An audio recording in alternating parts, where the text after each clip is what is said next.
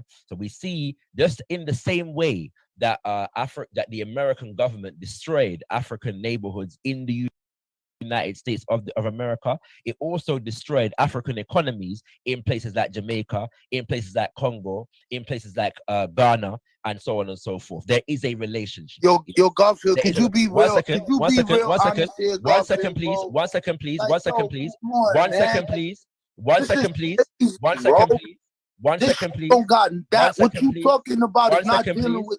You have not told us today how African politics in Africa has anything to do with gentrification. 1 second, please. The wealth gap has nothing to do with the fourth decade prison pipeline. 1 second, none of it. Allow me to finish. Nothing that's going on over here with their politics that you want allow to be me to involved finish, in. please. You have not done it. You just talking allow me to finish, please. Thank you very much. Yeah.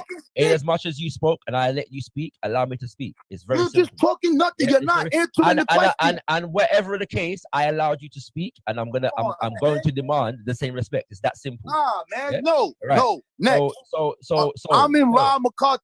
As has been said. I'm in Rob McCarthy. You as has been said. I'm in Rob McCarthy. You are. Let him finish, Rob. Let him finish. Garfield, since when do we do this and have conversations and we ask a direct question that has a direct answer and let a nigga tell us about colonialism shit that happened in the past? Come on, Garfield, man.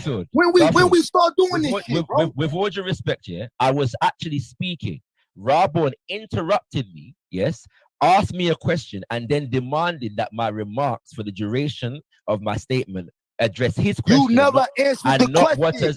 You never answered it. You never gave us an example of African politics. Sorry, I never claimed to be answering your question in its entirety. I was making a point. Come on, man. I was making a point. I was making. Can we get to the next person? I was making a no more, man. I was. It's very. Yo, this is D block over here. I was making. This is D block over here. You got to get off the block, man. Go lock in, son. Go ahead, I'm in Rob McCarthy. Go ahead.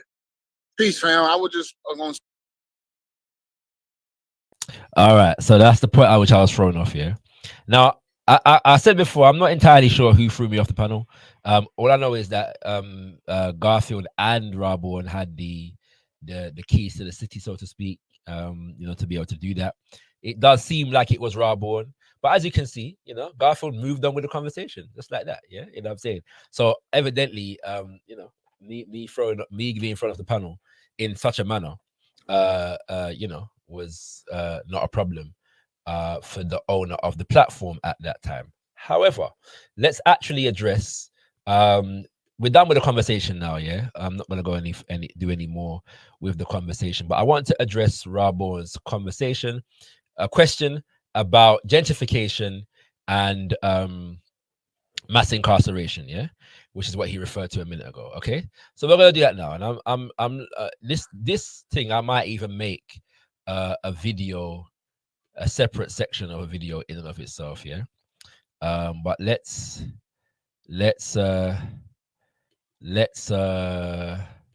I'm gonna share the whole window for this one. All right, so we can go seamlessly through these things. Okay, all right. So gentrification, yeah, is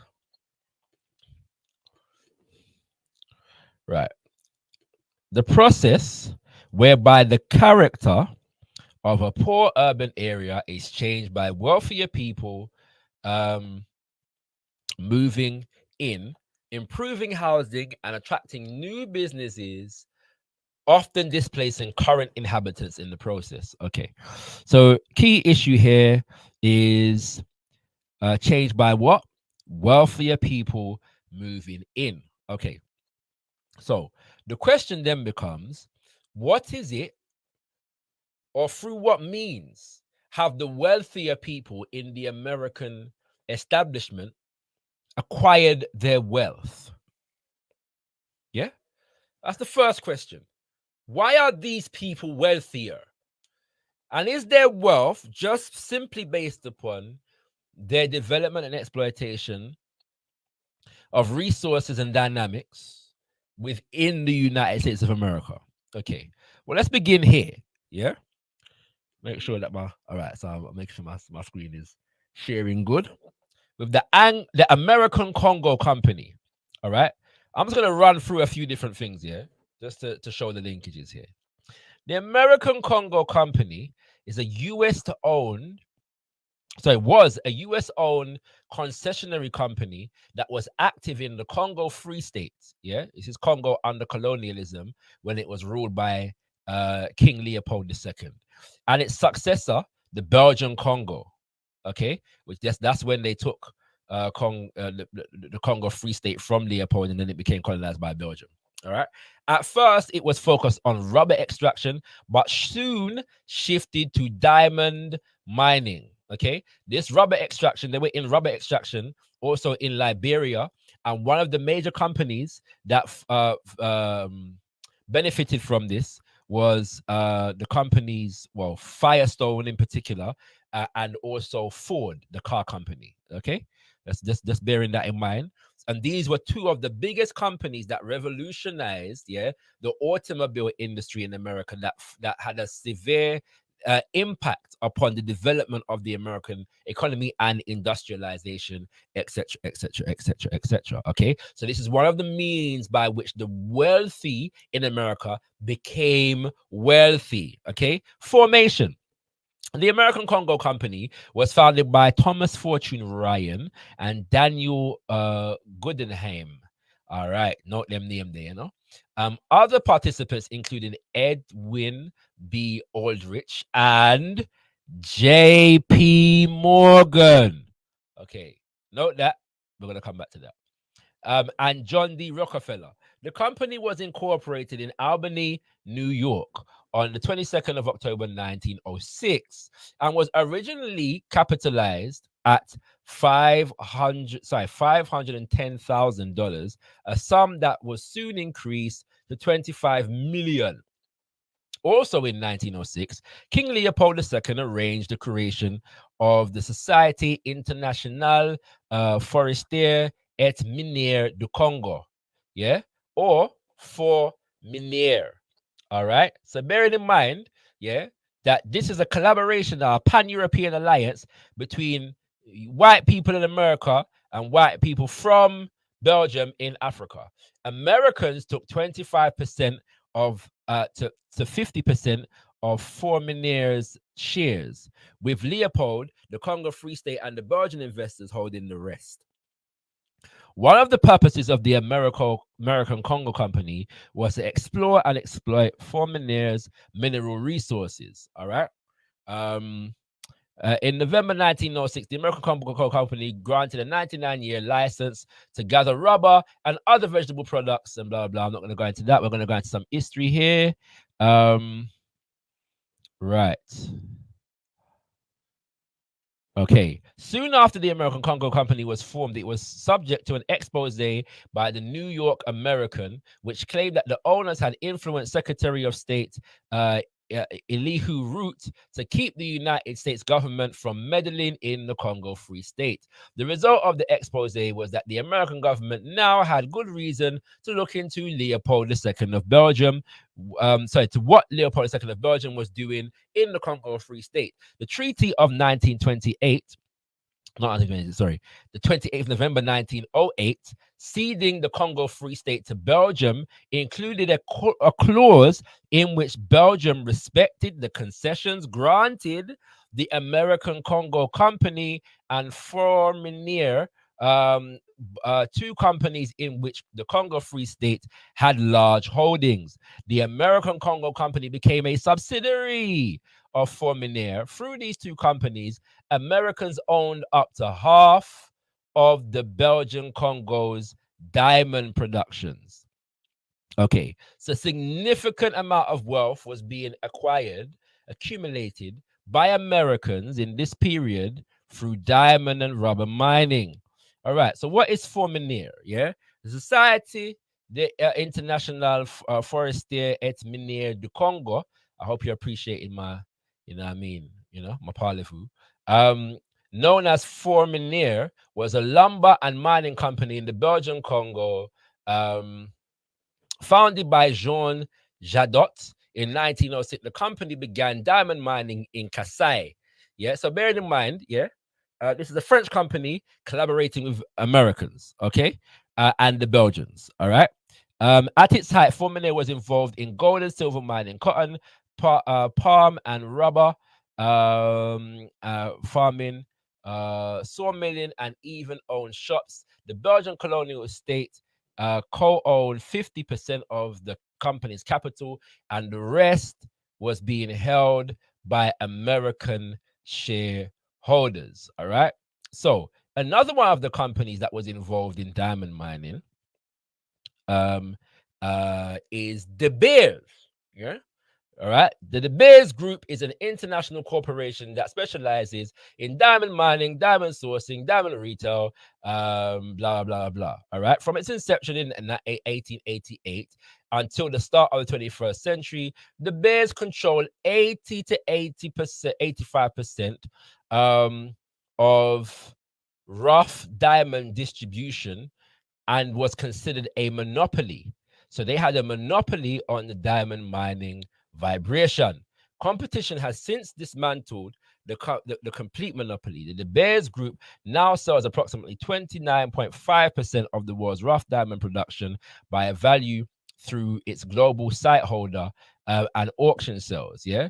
Now, the company was founded in 1888 by British businessman Cecil Rhodes. All right, listen carefully. Who was financed by the South African diamond magnate Alfred Bates and the London-based N.M. Rothschild and Sons Bank. In 1926, Ernest Oppenheimer, a German immigrant to Britain and later South Africa, who had earlier founded the mining company Anglo-American. Yeah, Anglo what? American, with the American financier J.P. Morgan, was elected to the board of De Beers. Okay, we're gonna leave that there. Just note the names, yeah. Let's see what the Anglo-American company. So we've got America, we've got France, we've got Belgium, we've got Britain. Okay, Anglo-American PLC. Anglo-American PLC is a British listed multinational mining company with headquarters in London. It is the world's largest producer of platinum, with around 40% of the world output, as well as being a major producer of diamonds, copper, nickel, iron ore, etc., etc. The company has operations in Africa, Asia, Australia, Europe, North America, and South America. Anglo-American has a private listing on the stock exchange, and it's blah blah blah. I'm not gonna deal with that. So this is also based in London, England. Right. Let's go. Sir Ernest Oppenheimer, a Jewish German emigre, founded the Anglo-American Corporation in 1917 in Johannesburg, South Africa, with the financial backing of the American bank J.P. Morgan, and 1 million raised from UK sources that to start the gold mining company. This fact is reflected in the company's name. The Anglo-American became the major stakeholder in De Beers Company in 1926, and a company formerly controlled by Alfred Bates, also a Jewish German emigre. Okay, so the name that we've seen running through all of that, yeah, is the name J.P. Morgan. So what is J.P. Morgan? J.P. Morgan & Co. is a commercial investment banking institution founded by J.P. Morgan in 1871. Through a series of mergers and acquisitions, the company is now a subsidiary of J.P. Morgan Chase, one of the largest banking institutions in the world. The company is sometimes referred to as the Morgan House, so the House of Morgan, or simply Morgan. Okay, so bear that in mind, that we've seen an accumulation of wealth across the European diaspora, including the United States of America, that makes these white Americans very wealthy. Okay, so one example or a myriad of examples, connected examples that relate to what makes these Europeans wealthy enough to be able to enact policies of gentrification also. But how does this relate to the issue of the mass incarceration of African peoples in the United States of America? Well, we're going to consult this article that was published by the Financial Times last year. And as you can see, it's entitled JP Morgan Funds Invested in Core Civic Debt After Vow to Stop Financing Private Prisons. Okay. Scrutiny of the US criminal justice system has focused its attention on financial backers. All right. Let's see. 2 years after JP Morgan Chase announced it would no longer finance the private prison industry in the United States, the bank's assets management arm has disclosed a position in a private prison bond sold last month. Funds tied to the bank have invested $25 million or more in a bond issued by Core Civic, which runs private prisons and detention centers across the USA. Apparently, Core Civic is the largest private imprisonment institutions, the largest or the second largest private private prison detention institution in the United States of America, and it also runs immigration detention centers. The funds each bought a piece of a recent 450 million bond sold by the company in April. JP Morgan Investment Funds, 9 billion global high yield bond fund, took the largest position among the funds and holds 12.5 in the Core Civic bond, according to regulatory filings for the end of April compiled by Bloomberg. The asset management arm's 7 billion high yield fund also owes 9.5 million of the debt, according to a disclosure from JP Morgan Asset Management. Campaigners for reform of the US criminal justice system, which disproportionately incarcerates people of color, increasingly put the focus on the industry's financial backers, with the result that a host of banks have agreed to cut ties with the operators of private facilities in recent years. In March 2019, bowing to pressure from activists, JP Morgan said it would no longer provide banking services to private prisons, and the article is about the fact that actually they are continuing to do so despite making that declaration in 2019. So, to cut a long story short, a bank that enriched itself by exploiting the land and the resources and the labor of African people on the continent of Africa, and I might add, in the Caribbean and throughout the Americas, also is one of the primary funders of the private prison industry that disproportionately incarcerates African people in the United States of America.